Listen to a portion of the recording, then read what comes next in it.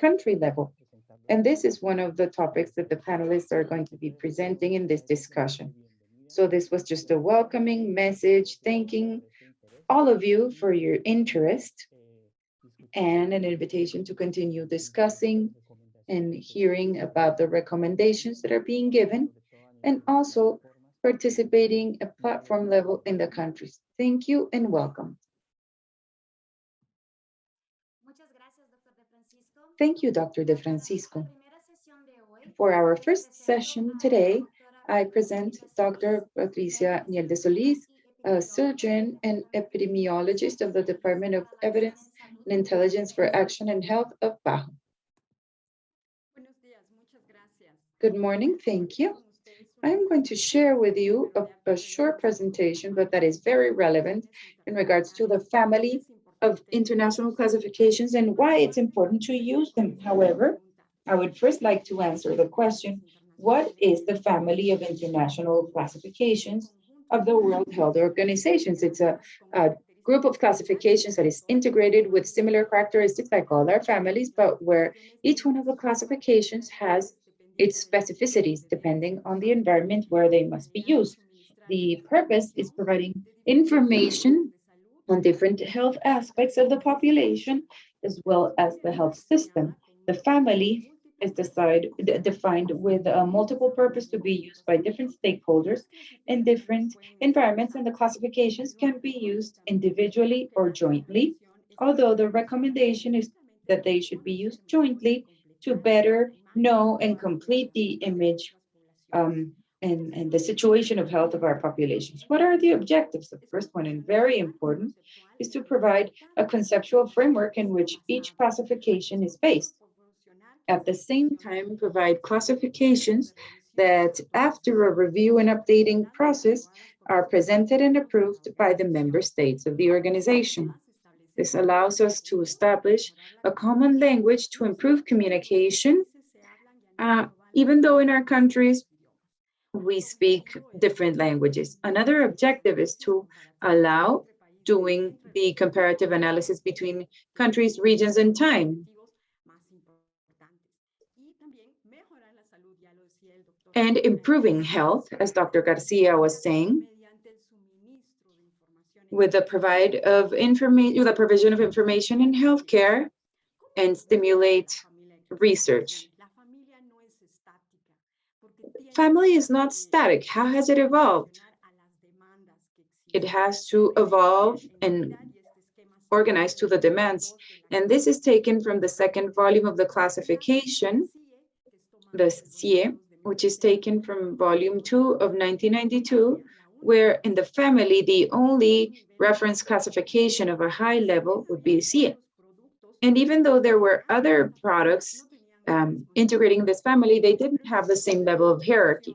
But in this process of evolution and revision, the family has an important milestone in 2001 with the approval and presentation of one of the classifications of the same level of CIE, which is the International Classification of the Operation of Disability in Health, like CIF, known as CIF, or the Red Book.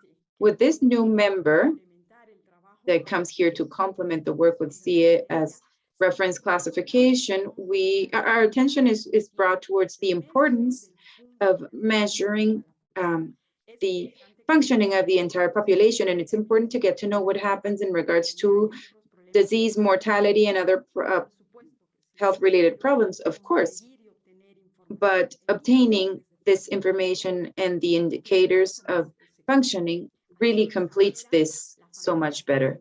And in this way, we include reference classifications, and I also mentioned the International Classification of Health Interventions, that even though it's not approved, it wasn't approved or launched at this moment, it started with this work for review and testing to also be able to have a classification that allows studying everything that happens in health interventions, including everything that can be medical procedures, surgical procedures that are undoubtedly very important. The family also recognizes classifications that are related or derived versions. But let's talk a little bit more about CIF, which is also a good example of this family change. CIF has been designed with multiple purposes. It's being used in that way. And from the beginning, it was presented as a Swiss knife. Today, it's its 20th birthday in 2001. And even though it's much younger, if we compare it with CIE, I say that it has the same level of importance to do a reference classification. In terms of operation with CIF, we're interested in studying the interaction between functions and bodily structures and the interaction that it has with the activity, which is the individual perspective that we constantly do. Like right now, when I'm presenting, I'm trying to grasp your attention better. And of course, you are doing other activities. But this component is very important for the classification and interacting with the participation, which is a social involvement.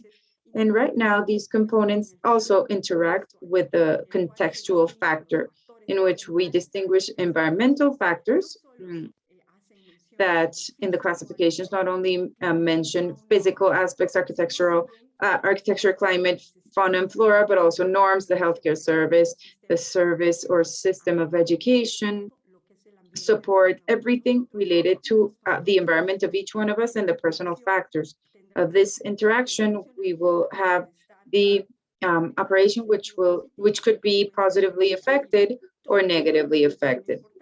All components are important, but one of our wishes, also working with the classifications, is to start and to have the information on the capacity and performance that are related with the activity and participation to better learn what are the results of the treatments, of the therapies, and improve the functioning along different stages of life and how this is changing.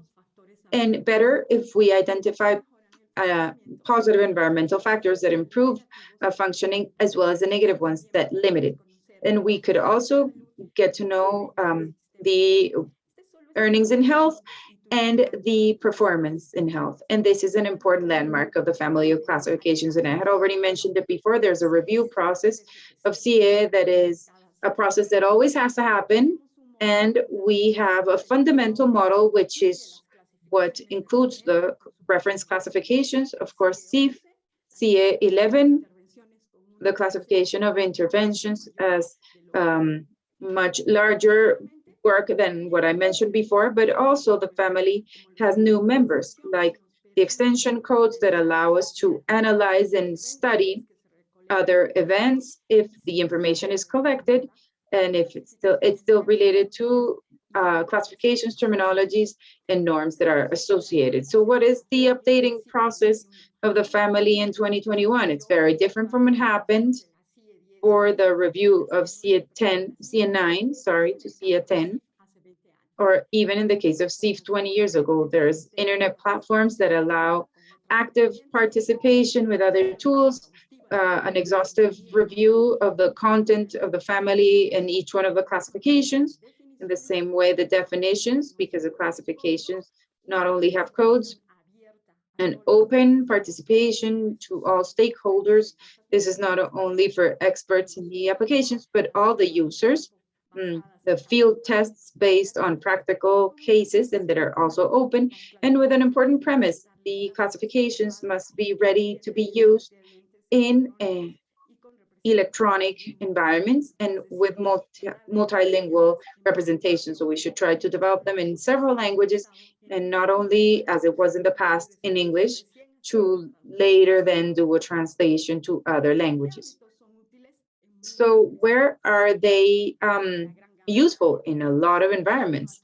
I will only mention here, for example, a very well-known initiative like the monitoring of the Sustainable Development Goals, which specifically includes at least 7 indicators for which we have to know and work with CIE.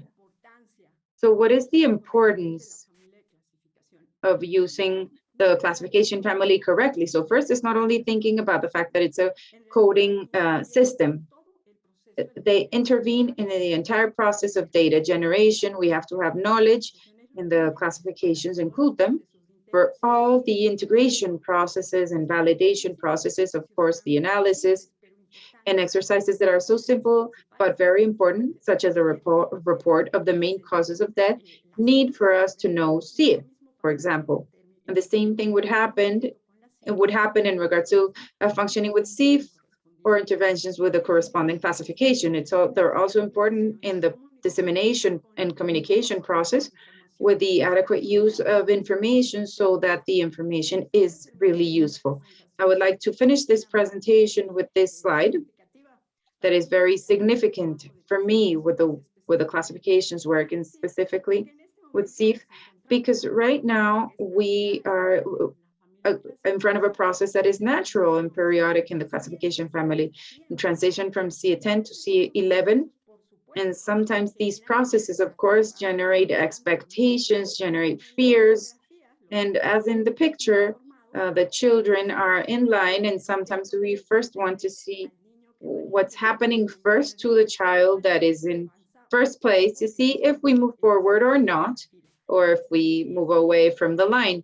Our experience in the region in implementations of the family of classifications has always been a global example, thanks to the health of our collaborating centers that are experts in classifications and national centers, the areas of information statistics that we think, and of course the medical doctors, the coders, and without forgetting all the users and experts from other areas that are the ones that send us and show us the path to improve the classifications. Thank you.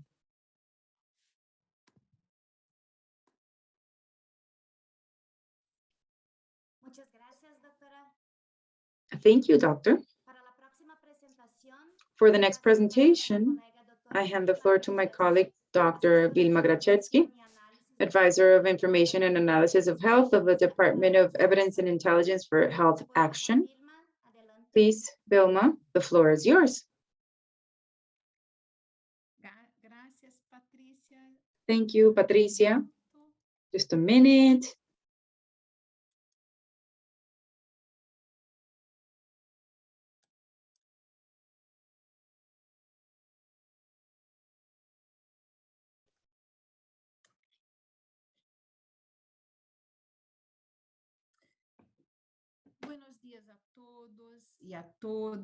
Good morning, everyone.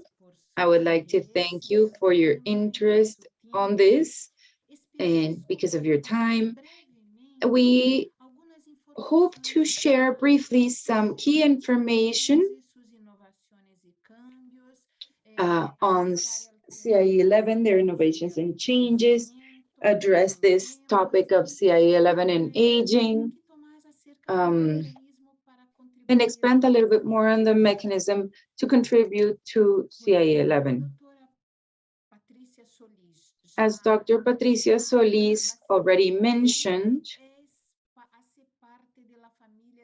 CIE is part of the family of international classifications. Its full name is International Statistical Classification of Illnesses and Health-Related Problems.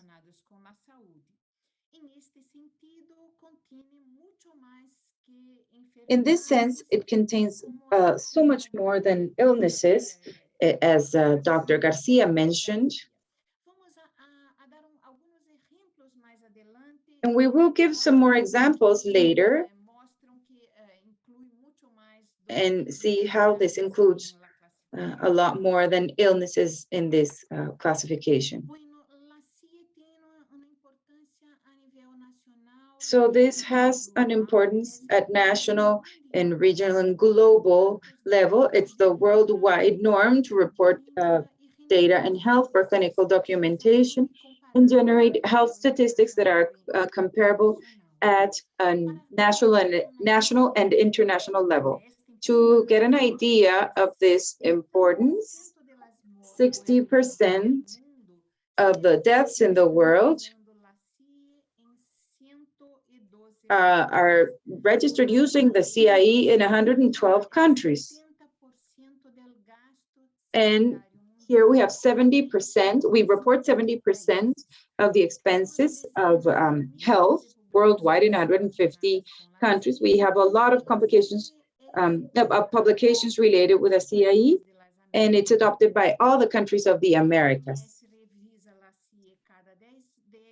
The WHO reviews this every 10 years, and the 11th revision should have been launched some time ago, but the 10th revision was approved by the member states in the Second World Assembly, and it became effective, and it will become effective January 1st next year. And as Dr. Garcia had mentioned, it's the result of an unprecedented collaboration with experts all around the world. Why adopting CIE? It's a solid product, scientifically updated to be used in current medical practice. It has a greater clinical use, and it improves clinical documentations and patient care because it allows coding at greater detail, because it combines several codes that are the codes of the extension, and I will also mention a little bit later on the extension codes. It's completely electronic compatible with the information systems that are contemporary, and it can be integrated in the electronic medical records that are more and more adopted in the countries, and it can also be used online and offline in places with a not a very good connection. We're not going to have more books that are more expensive and that are never enough. And some services were hidden so that they had them hidden so that they wouldn't get lost. And now we can query this in our cell phone. And the countries can still print all or part of the classification. And due to this, CIE will contribute to generate health information that is better and more detailed and more timely to formulate programs and policies. In this slide, we will start discussing the inclusion of the term old age in CIE 11. We would like to highlight 3 points. Point 1 is that old age or aging is not classified as an illness in CIE. And point 2 contains a lot more than just illnesses, and it provides categories to register situations in which it's not easy to do a clear classification. In the medical practice and health practice, a lot of times we don't have a clear diagnosis. And then the third point is that this code is in chapter 21, which is on symptoms, signs and findings that are not classified in somewhere else. As Dr. Garcia has mentioned, this code or the term old age is a language that is in the death certificate, and it's a term that replaces senility, which was the term used in CIT. And this was a result of discussions that pointed towards a negative connotation of this term. And I think that we all agree in regards to replacing this term, senility. It's a code that can be used if this term were the only one noted by the doctor in a medical death certificate of a cause of death. This does happen in some cases. In regards to CIE, it contains a lot more than just illnesses. And here we present some examples, concrete examples of codes in CIE. Now, diabetes that is not controlled or stable And cataracts related to age are illnesses, but an accidental fall from the bed is not an illness. It's an external cause. A consult of the future parents before birth, or a person that goes to a consult on behalf of another person, are not illnesses, but they are reasons to actually visit a health service. And we therefore have to have a record. Um, Grief without any complications can generate a visit to a healthcare service. And now we have the code in chapter 21. And for us who work in classifications, it's very clear, but then in this discussion, we saw that it wasn't very clear. So that's why we bring this slide to guarantee the quality of the reports. And we have a separate chapter that is not related to illnesses. This chapter, these categories included in this chapter are not used in the statistics. They're used as indicators for quality. And the mortality of these categories are included in a very important indicator, like the wrongly defined or ignored causes of death. And this indicator allows the countries to improve the mortality records or morbidity records. In our region, this indicator has been reduced in the past few years. And this is a result of the efforts for the countries to improve their statistics. And there's another point that caused doubts or concerns. And this is in regards to the codes of extension that are optional in period of life. These extension codes are additional information that can be added to a base code to report greater detail. These extension codes that are optional in the period of life include the geriatric period that is early and the geriatric period that is late. And they also have in this period of life, there's neonatal periods, adolescence, but this is the reason for concern of this group. For us, from the point of view of the classifications, we consider that it's an achievement because to have these two periods, because from the statistical point of view, there's a disaggregation of these age groups. So the statistical reports can be improved and the establishment of specific programs. If they're external, they're not adequate. If these terms are not adequate, we invite you to look for other terms to replace them.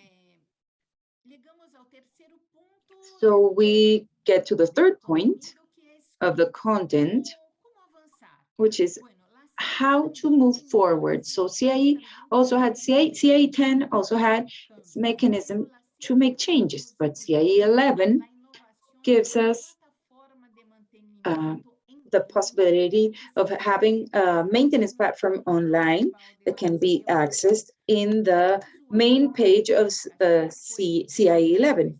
Any user of the classification can send comments, proposals, or for updating. How to use the platform? The first step is to register. There are several types of contribution. We can include a term, we can give a proposal to include a term, to eliminate a term, to add notes or definitions. We can do searches to better get to know what is being discussed on the term. So I did a small search on ODH, and it also allows interacting other users on the topic. So do we agree or not? Because the comment is open for all the users. So there's an interaction with other groups that look at the proposal. And also on this maintenance platform, the reviewers of the international classification families can give feedback to the person who did the proposal. And we would like to highlight, if it's possible, to make proposals to the translation to improve the translation, to include synonyms or notes. So this is the last slide on the process of maintenance, to tell you that the maintenance process allows the continuous adaptation of CIE, following the evolution of the confirmation, treatment, comprehension, treatment, and prevention of diseases and conditions.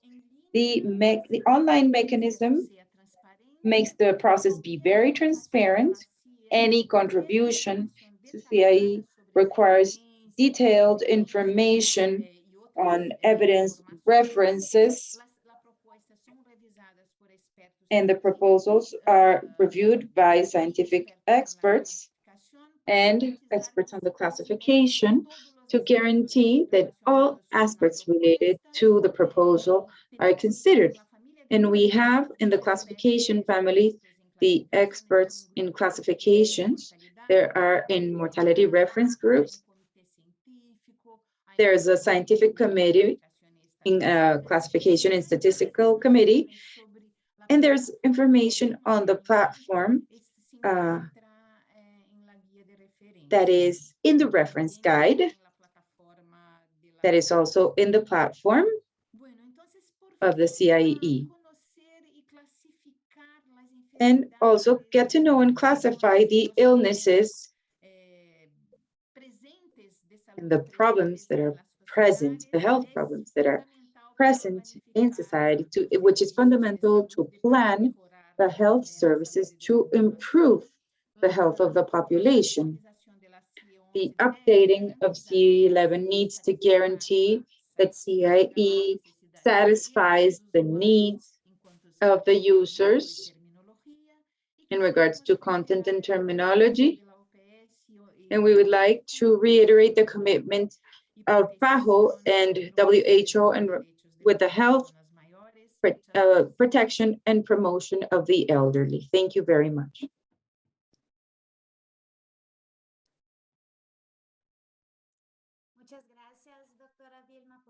Thank you, Dr. Vilma, for your presentation. Now, to continue with our activity, we will start with a discussion with the expert panel.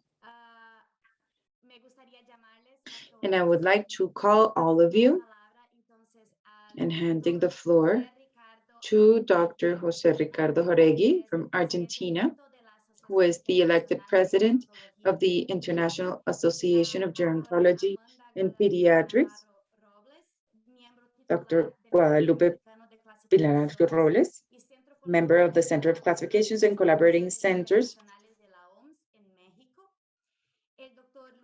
of International Classification in Mexico, and the director of Geriatrics and Gerontology, which is also a collaborating center of WHO, and our moderator for this session, Dr. Enrique Vega, head of the unit of Healthy Course of Life of PAHO. Please, Dr. Vega.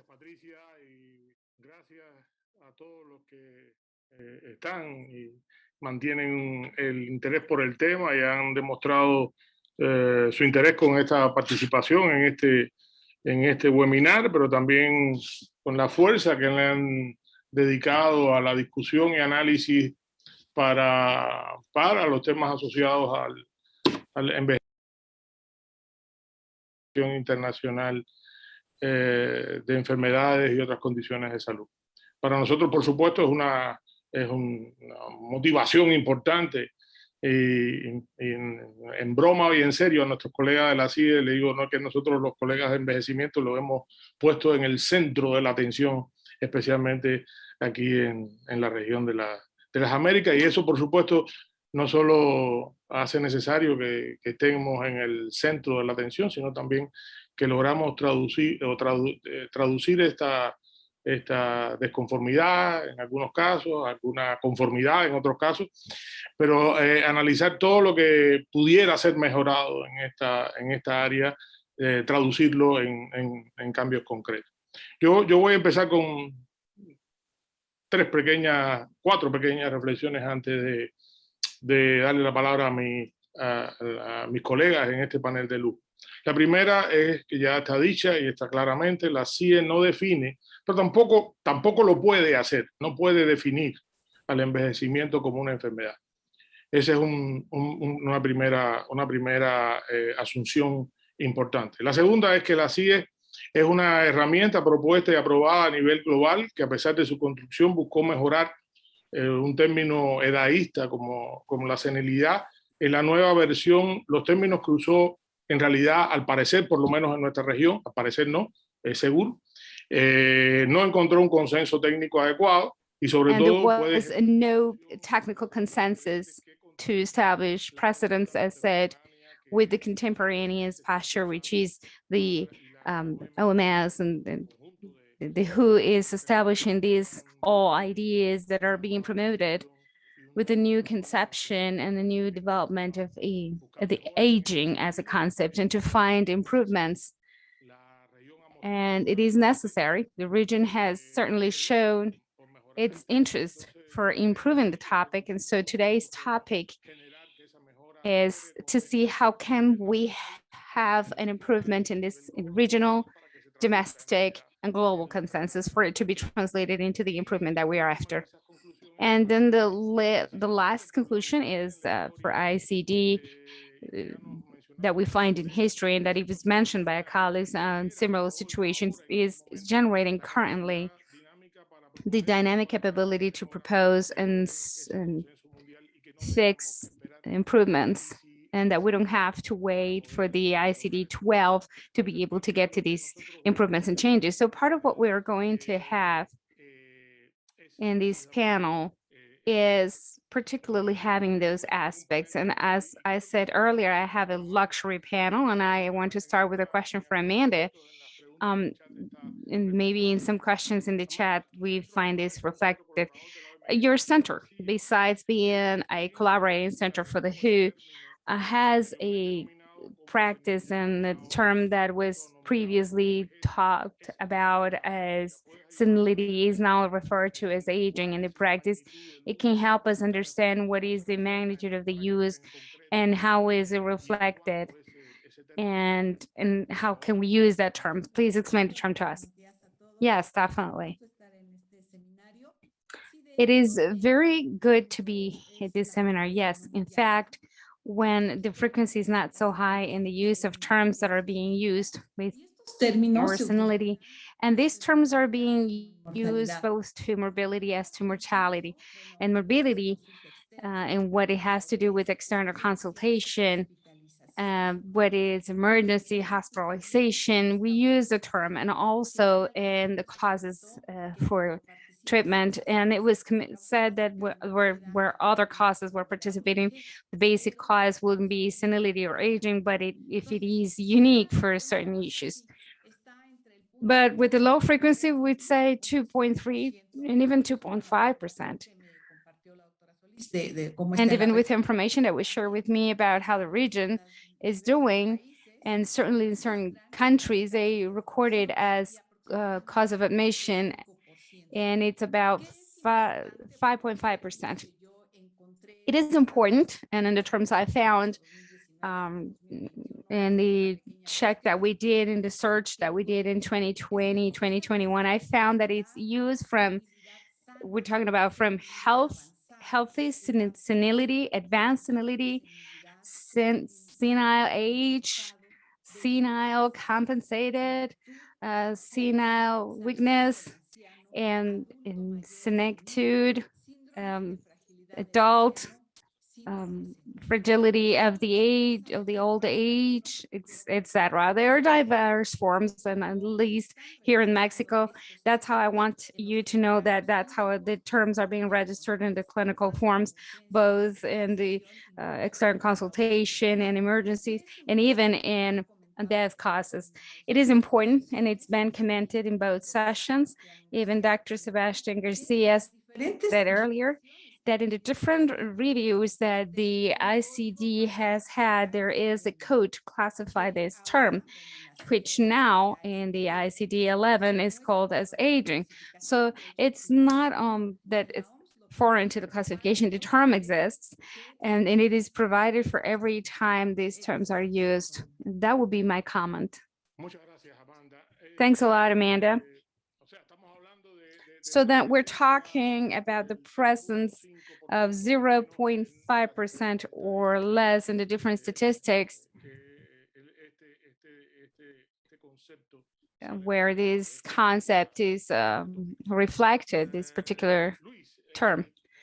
So Luis, thanks a lot for accepting your being here. You're also in the collaborating center of the WHO that has also contributed to the improvement in the care for the comprehensive care for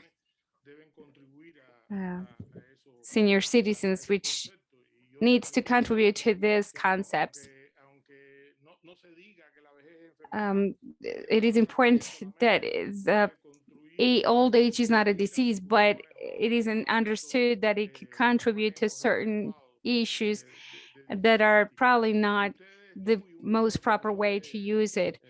You and a group of professors with a high merit in the region have published last Monday, I believe, in the Pan American Healthcare magazine, something about this. Maybe you can summarize on how you see, or how does your group see this change in the terminology that has been proposed by the ICD-11.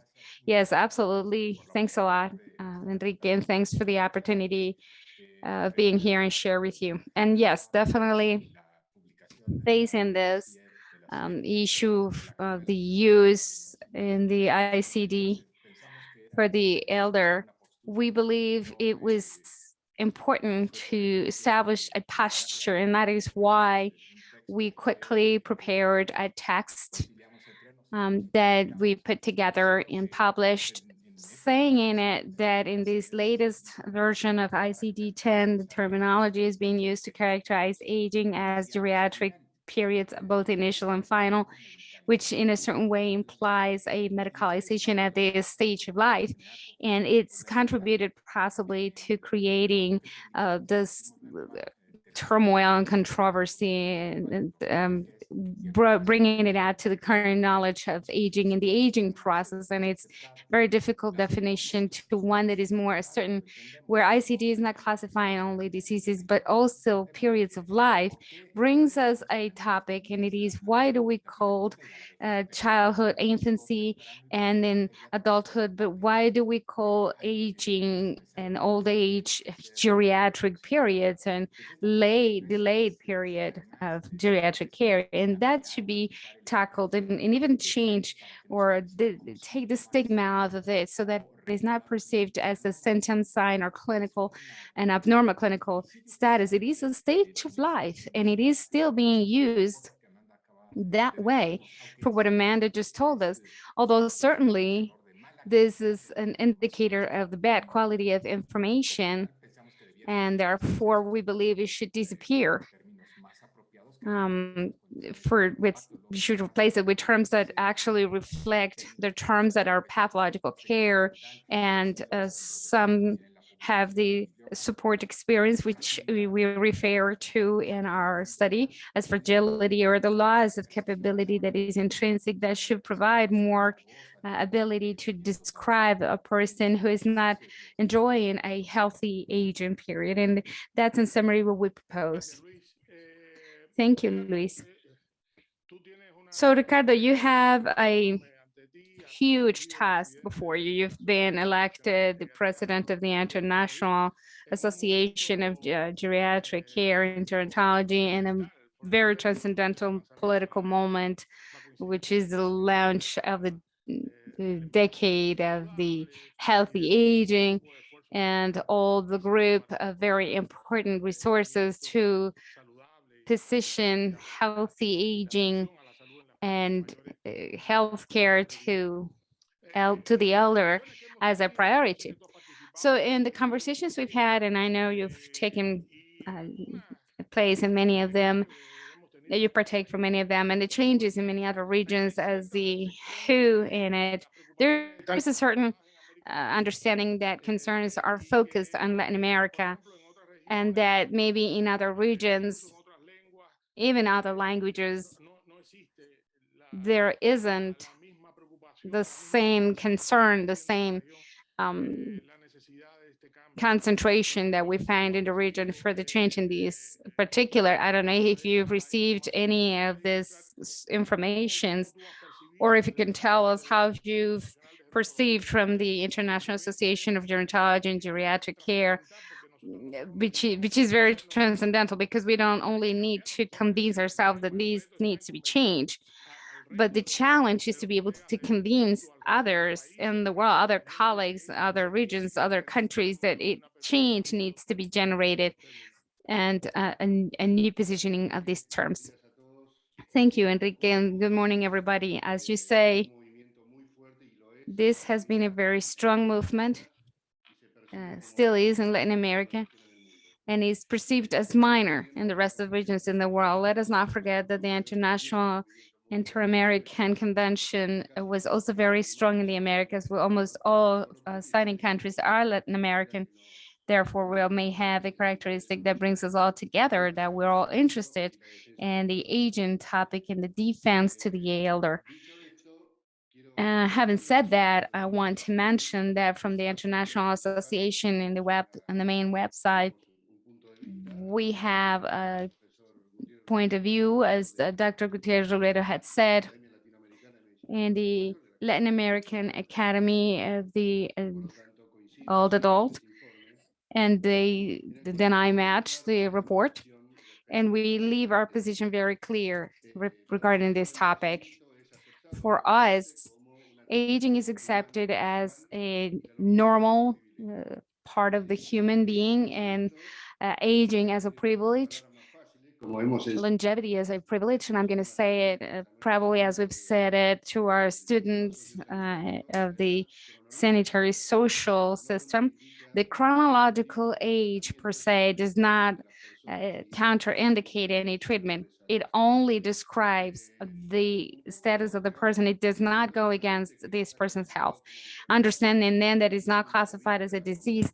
And from my standpoint as a geriatric teacher, to put it in a category of a general symptom as fever or neuralgia, pain, or something like that, that's not it. Let us remember that when the Duke of Edinburgh and England died, it wasn't aging as his death cause. So in our countries and in the rest of the world, without gerontological information, we have a whole rainbow of terms that are really unfortunate to see that are being used. A little bit of like the feeling that from January 1st of the next year, 22% of the humanity can be classified as sick based in a chronological criteria, without any scientific evidence that can tell us when are there any changes that are physiological and normal for the human body. And also, having said that, with the group of experts in the ICD-11 did not call any aging specialists for it. Therefore, thinking that that is a group that grows the most in the world, it may be time for us to get out of the paradigm of maternal and child care as well, where many of us are in. But let us not forget this other end, where there's this very big group that is so in such need of care, and a lot more in the poorest countries. Also, the term of aging may become a discriminatory term in any language where you call old age and or aging in Spanish, and we shouldn't use it that way because it could be confusing and generate wrong statistics. So it is important to interact with the page then to see, because then we'll bring proposals on the table, those of us who live in the scientific world. And also, I believe that the feeling regarding your question to what happened in Latin America is that there has been a huge repercussion in the gerontological, medical, and non-medical world. Basically, based on the discriminative context of aging as a diagnosis or as a word that defines the classification in the ICD-11. I coincide with Luis Miguel that current of geriatric periods become a contradictory issue. I believe it's simple. If an 11-year-old child dies, no one would write there and say he died because of childhood, or a newborn because of neonate condition. And that's the kind of interpretations that need to be redefined. So then I certainly celebrate the Latin American movement on that. And it's certain that the 5 regions that comprise the Gerontology Association have all responded in favor of this argument that, as I said, is in our website. And it's my invitation for you to visit. Wonderful. That is a very interesting breakthrough and a very good news that we have a consensus at a level of the International Association of Gerontology and Geriatric Care. I think everybody agrees that there is a need to improve these terms that were not very good. For instance, in our side of the aging definition, it needs to be improved. And the question now is, how can we guide this process? How can we make this a reality? It's a topic that has already been approved by the countries and all countries in the world that are part of the WHO that need to revert, that need to change that term. And particularly, I think I'm concerned that we need to change what is wrong, but we also need to add new things. For instance, today ICDs may not consider that. From our standpoint on aging, we are promoting changes regarding intrinsic capability, early detection of issues that can take to fragility and other issues such as those that could be part of the arsenal of medical diagnosis, and it needs to be reflected in such tools as this. Amanda, I know that in Mexico, you received as collaborative center and as leader center in this particular in Mexico, all the concerns regarding these particulars, and you've started to think about it. So I would like to ask you, from your experience, since you've worked a lot in the development of ICD-10 and now in the ICD-11, how would you lead? Because there's a proposal, an actual concrete proposal that has to come up for a concrete change. We could feel the platform with a lot of discomfort, but if we want changes, we need to propose them. We need to generate a proposal. How you guys have seen that in Mexico? Absolutely. The first thing is to ask ourselves, what do we need to do? What do we want to do? If the term is not proper, then which would be the proper term? What would be the most suitable? But we also need to justify and document them, and to, of course, check and see if it's going to be by country, by region, where each country is going to come and bring their proposal, and then they'll need to agree on what term will be brought up. It is important to also point that the term needs to be accepted globally, since ICD is an international classification. But also, we need to see what happens with the other countries, the other regions. Where will they be classified? Because when you bring a proposal, you'll need to say, where can it be classified? The fact that is shown in the chapters of signs, symptoms, and other findings, that chapter is not one that's inside within the disease's description, is those signs, symptoms, or findings that are not defined. So it is a very important chapter, and it's even talking about the quality of the use.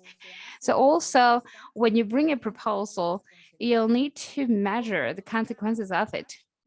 How could it affect not only the classification, because every classification change is going to cause an impact to statistics, and there's an analysis that needs to be carried out to see how the behavior of this or that disease or healthcare condition changes. So we'll be able to see how the consequences be, even in the registration, the analysis of the information to follow the steps that are recommended. Dr. Vima said that there is a maintenance platform that is open to users, and it is a great opportunity that you can bring with the ICD-11, although you can see that the former ones, and you find the ICD constantly maintaining and updating, but now with the use of technology, um, then can do something. So now the collaborating centers, it is to guide and help with the users in the classifications, and not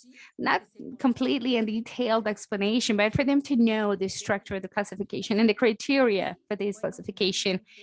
And well, not least important, although final, the detail is for the term not to appear in the classification, but it is being used by physicians with different synonyms. So it is very important.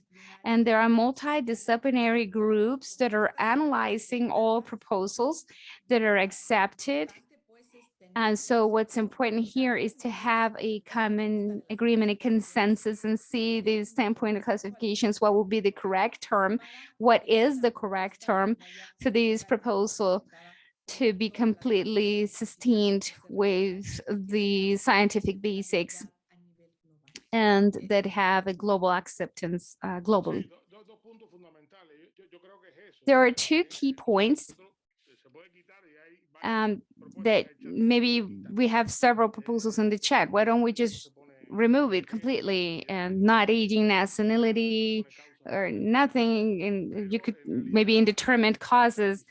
But the truth is that in the certificates and the instruments to gather medical consultation and interventions, the term is being used the wrongly. We cannot ignore that it's being used and that it is wrongly used.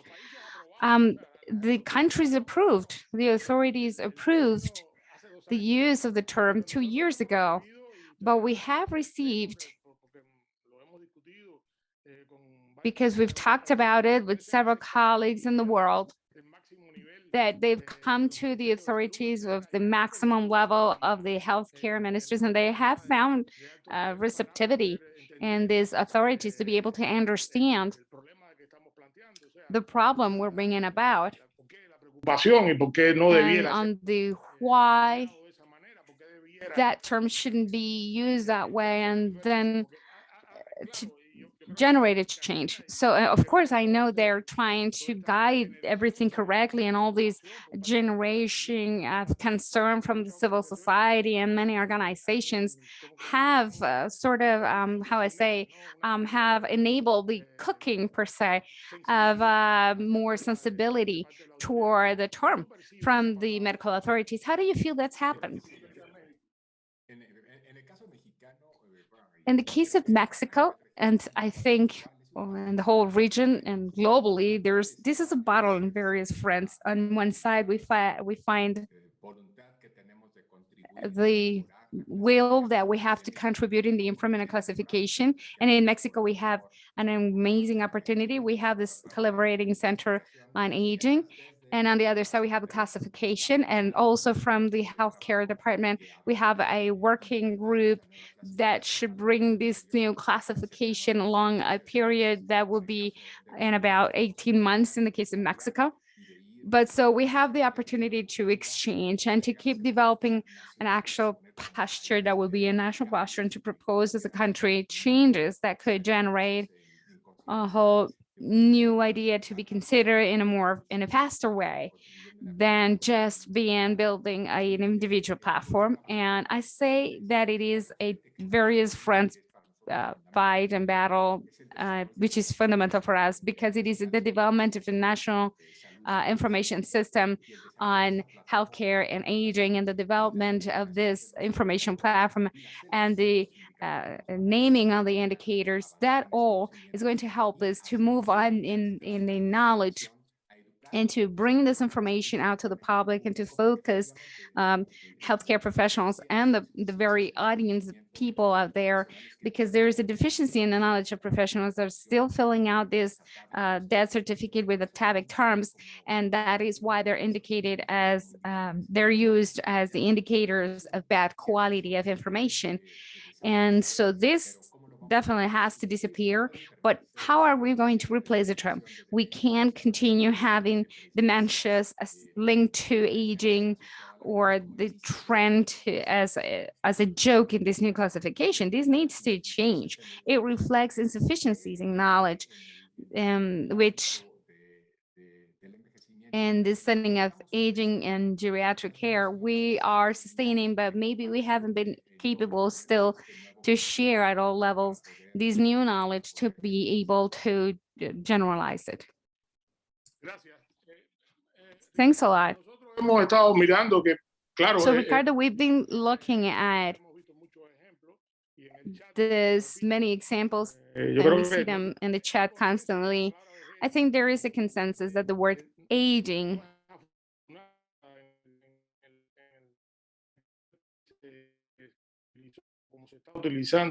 is not going to be very well used in that way.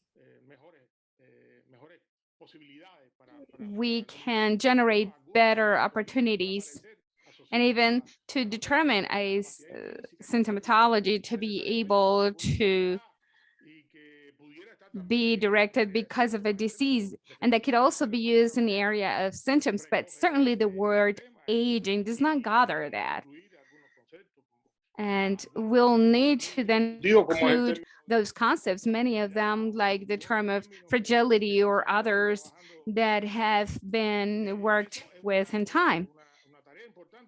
That's very important task because many of those terms, even amongst us, the geriatric professionals, we don't have a very good understanding of how to use it. And I want to answer my colleagues in the chat. We don't believe that the issue of using the term of aging is a very good use. So how is it that we've participated in these conversations and why does the term come up?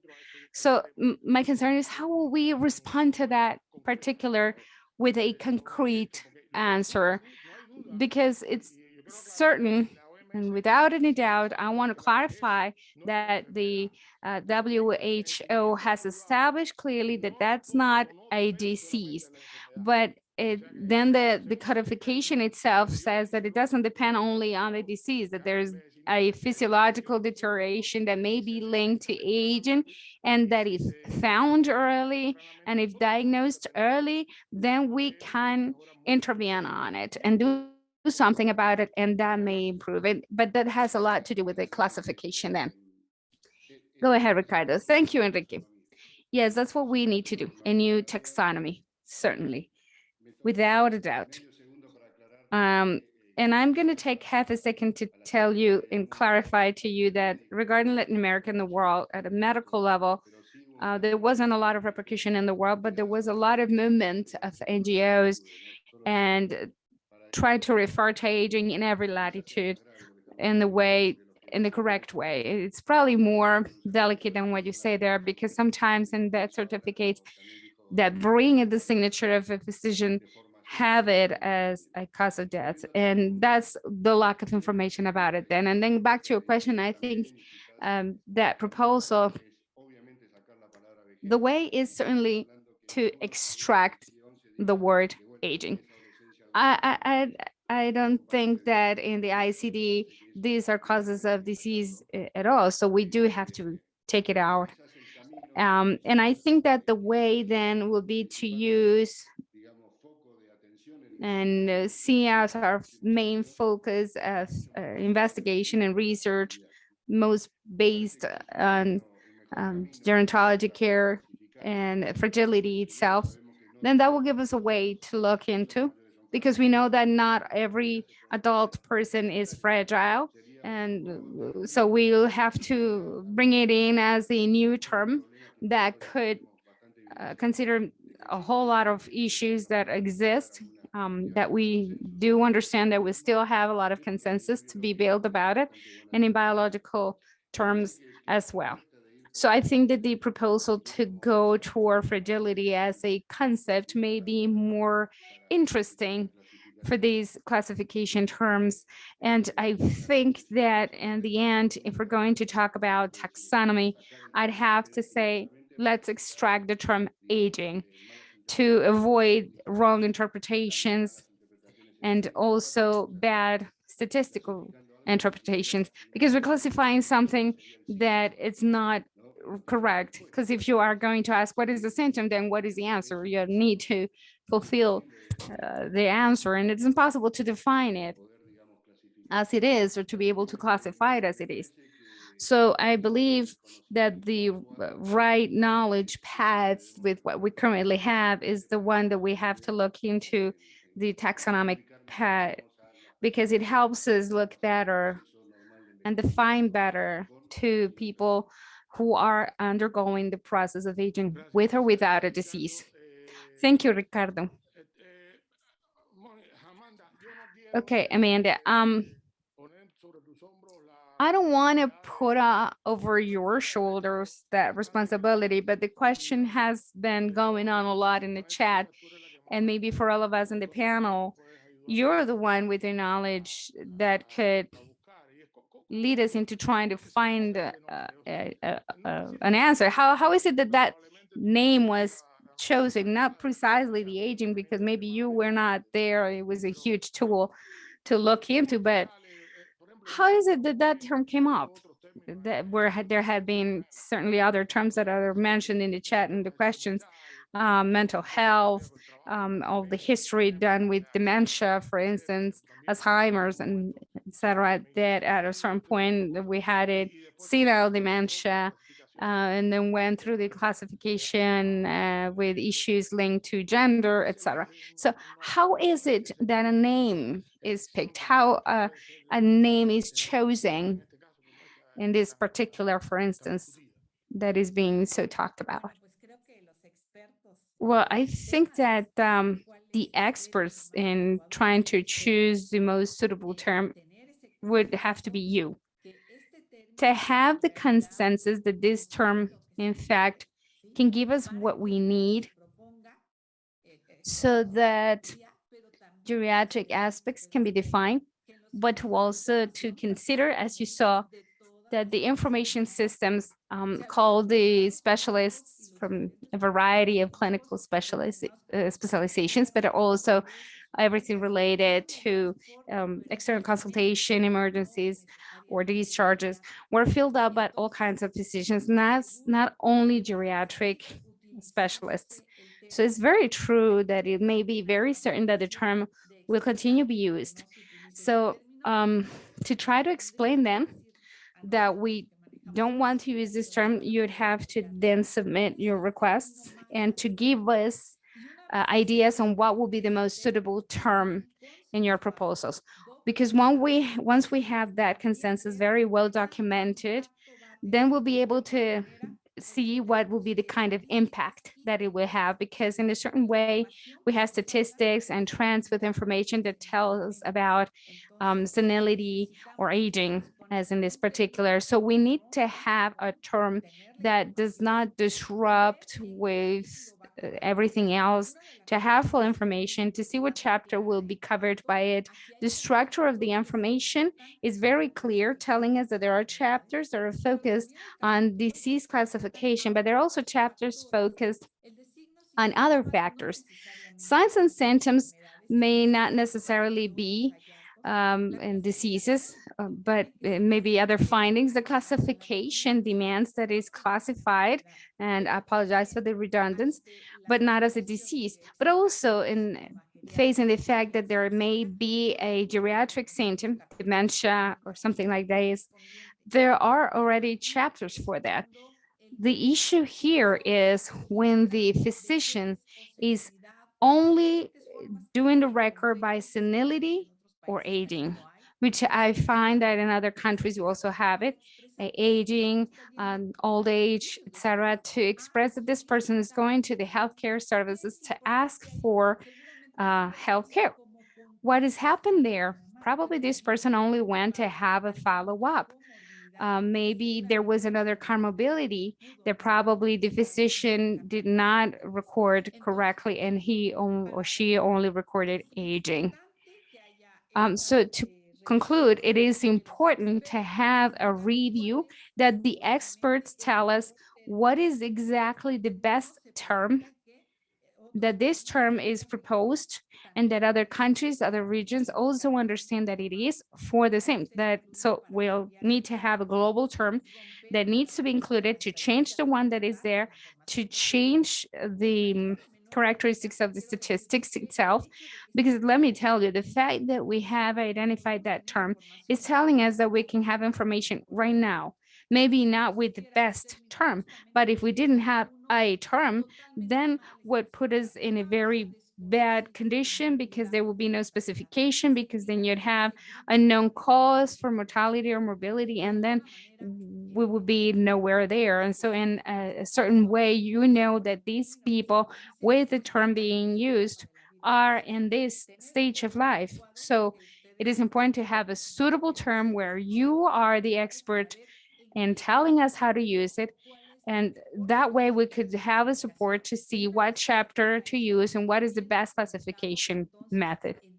And once we've documented that correctly, then we go into the ICD maintenance platform, which is a great opportunity we have with this 11th version, because it is a platform that is in constant review, under constant interaction, fully interactive, and to fill out these protocols with everything that is necessary to justify this change that's going to be reviewed by the experts in aging, experts in classification, experts in statistics. These are multidisciplinary teams working together and very much open to this.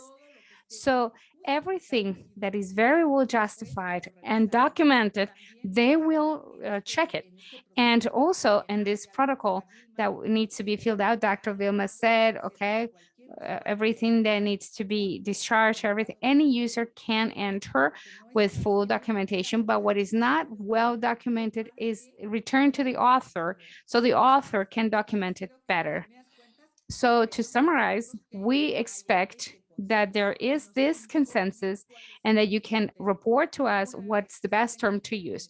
Once we have the best term to use and that it can be used in a global manner, then to give us a recommendation of how to include it in the classification, which we will very generally do explain to you. You don't have to be experts in that, but do understand the structure of that classification and the platform. So that will be the first step to give.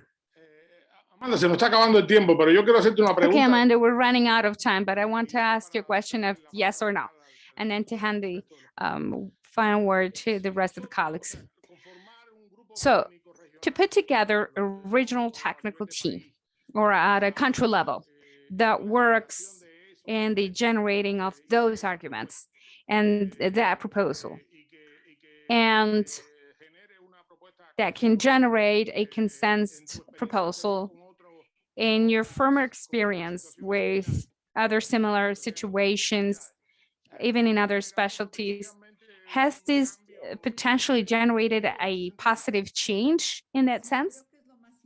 Yes, I think that's what's the most important thing, that if you bring a proposal, you can bring it with the whole region together, so that it's not done by each country, because there can be different proposals in the countries that doesn't reach a consensus. And then you can divide the important weight of the demand that you want. And so you could do it together with the countries that are generating. And yes, definitely is stronger. The change will be a lot more obvious. Okay, so I hand the mic to a last person. Everybody's reading in the chat the proposal as fragility, as alternative, and other proposals that are being brought up.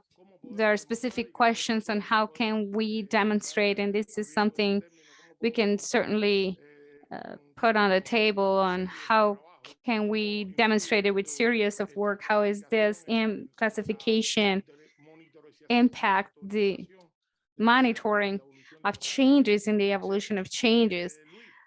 So Luis, how do you think that in the area of geriatric care and aging can bring up a suitable proposal within the region?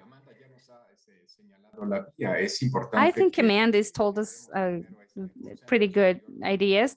So it is important for us to generate a consensus within the group.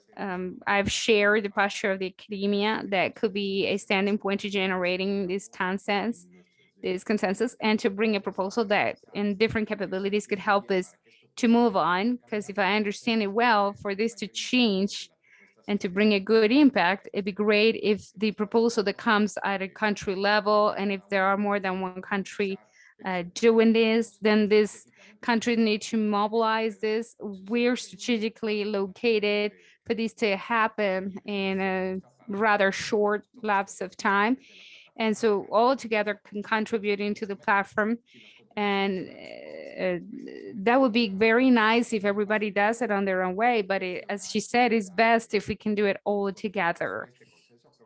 And reach a consensus is fundamental. So it wouldn't be a problem if everybody would propose. And I think my proposal here is for Alma to be able to put together this panel. Okay. Definitely, I think that for the region to do it, that is mandatory. Maybe in other regions, they don't have the same idea, or they're not as strong. But I think that this seminar that PAHO is carrying out is bringing us the opportunity to do it. And this is an instrument that is globally approved, necessary to change a global approval as well. So we are obligated in our member states that are concerned about the term, that we need them to start a process, and that process needs to be listened by the different member states in the region. But from your international association standpoint, what would be your consideration besides what has been said that you may want to delve into? Well, certainly. I just want to clarify that I am the elected president. That means I'm going to start next year in June. That doesn't mean we're not working right now in the association with Dr. John Rowe. We're in the Americas. Well, the current president is North American, but then you're right, he's in the Americas. So having said that, I agree with the fact that it's best to work together and give it more strength from all the state members, and the WHO, and the PAHO, and in the civil society. We need to hear from the NGOs that are working on this. And so I think we should really put together a good panel, probably in the Latin American Academy. And I take it as a commitment to try and generate the spaces for this to happen, and to try and channel it through everybody. So I'm a convinced person that every organization that are working with this topic have the same idea. So now we have to work to show evidence, to be strong, to bring a concrete proposal, and to try and do something very simple, which is to accept that there wasn't enough,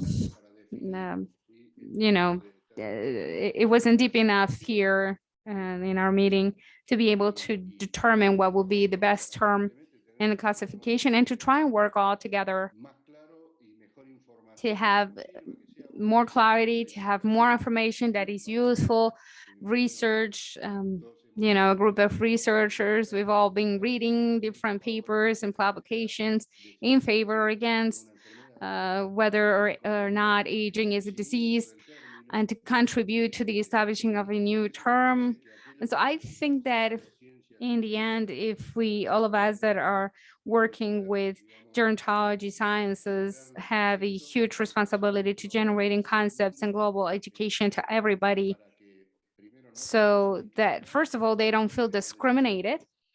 Those that please don't feel discriminated, those of you who are over 60, and to also help those that are over 60 not to feel discriminated, and so to bring it down from the academic and the political into the field of the challenge that it is, but then that we can understand clearly and on the whole world that being an old person, that being an adult senior is not a disease, and it does not demand stigmatization from anybody. So this is the way that we need to follow and the commitment of the international society.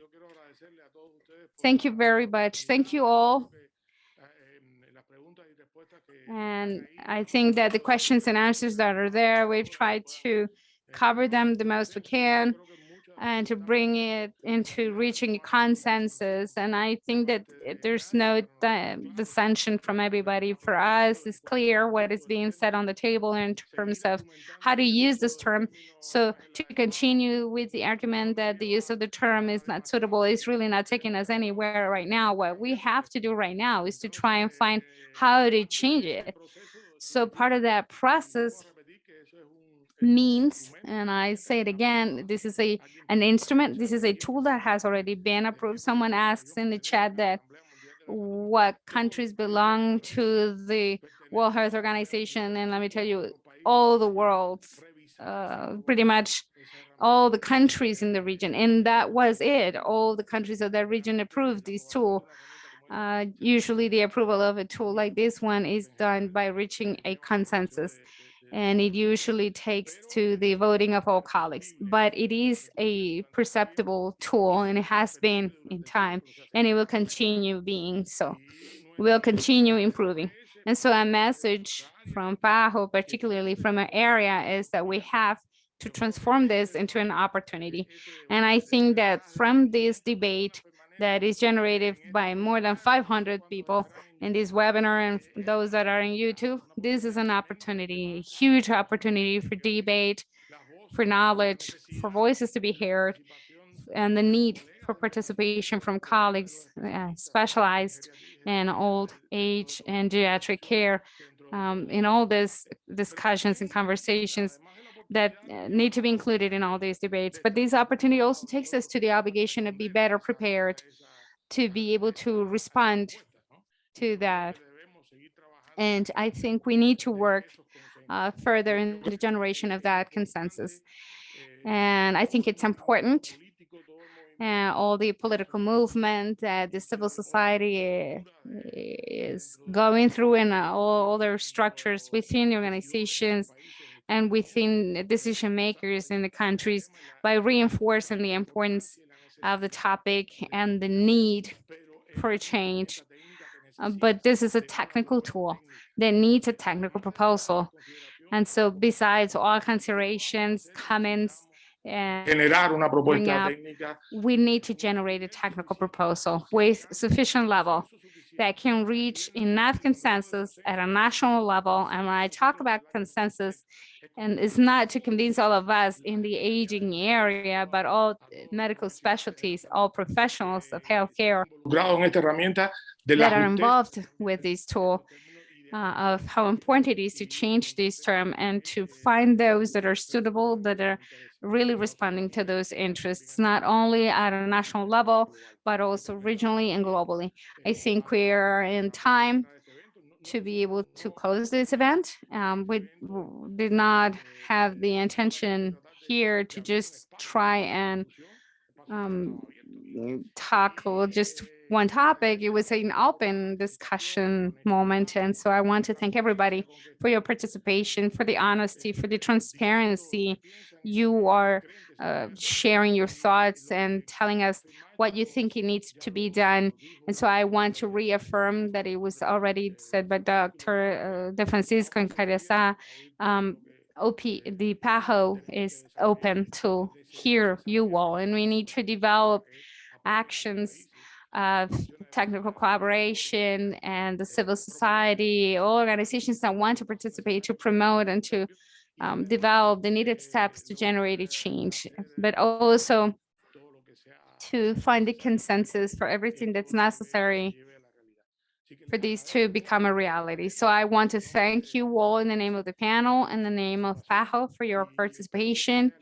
And I hope this can be the beginning of a work that is not only improving the use of these terms in the ICDs, but to create a more powerful ICD to be able to work together in behalf of healthcare for older citizens in the future. Thank you very much. Patricia? Thank you, Dr. Vega. Thank you, everybody, for your participation. And so we'll keep in touch to continue with this work. And we started with today's meeting, and I think it was very productive. And so any question, any need for information, you have our website and you have my email, which is available for you when you receive the registration form. So we'll keep follow up to the proposed activities. Thank you very much.